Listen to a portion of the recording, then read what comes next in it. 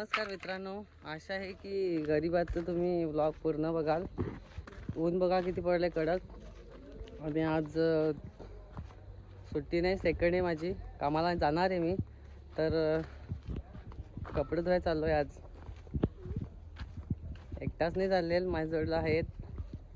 ही माझी सिस्टर, बहिणीच आहे माझी, आणि मी चाललो आहे.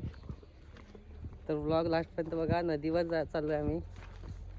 एक पाण्याची बॉटल घेतली, गार पाणी घेतलं आहे, पण जाता जाता गरम होईल असं वाटतंय.